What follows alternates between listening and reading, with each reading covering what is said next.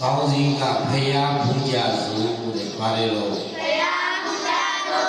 အဲလိုက်စုအကျယ်လေးဆိုသုံးလို့ထော်ထားမြတ်ဖယားပူ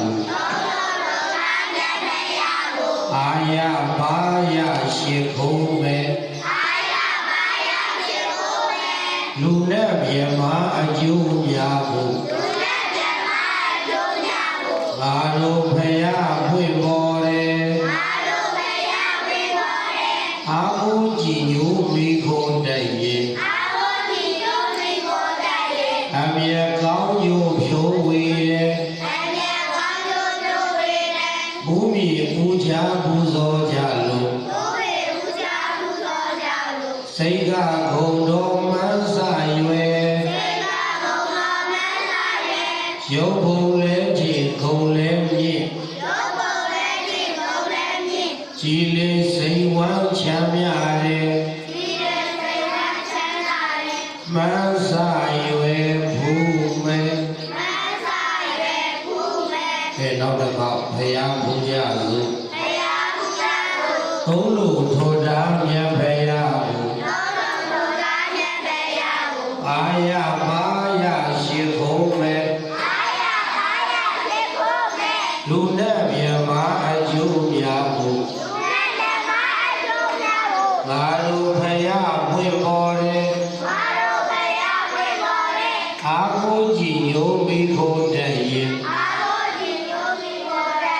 အမြဲကောင်းကျိုးဖြိုးဝေတယ်ဘုမီဦးချပူဇော်ကြလို့စိတ်ကဂုံတော်မဆရွယ်ရုပ်ဘုံလည်းကြည်ဂုံလည်းမြင့်ကြည်လေးစိတ်ဝမ်းချမ်းမြတယ်မဆရွယ်ဘူးမဲ့အေးဘုရားပူဇာစုနော်သုံးလို့ထော်တာမြတ်ဖယားကိုအာရပါရရှိခိုးမယ်သားတို့သမီးတို့မနက်တကြီးညနေတကြီးဖယားရှိခိုးရမယ်ဘာလို့ရမှာလို့လူနဲ့မြမအကျိုးများဖို့ငါတို့ဖယားပွင့်ပေါ်တယ်ဖယားပွင့်နေတာကလူနဲ့မြမတွေချမ်းသာဖို့အတွက်ပွင့်နေတာအာကိုကြည်ညိုပြီးကိုတဲ့ရင်အမျက်ခေါင်းကျိုးဖြိုးဝေတယ်ဘုံဘုံတို့သမီးတို့တွေကဖယားတရားမြဲတဲ့အခါကျတော့ကောင်းကျိုးတွေပြီးမယ်စီစိတ်ကြီးကျွေမယ်ပစ္စည်းဥစ္စာတွေပေါ်မယ်ပညာတွေတက်မယ်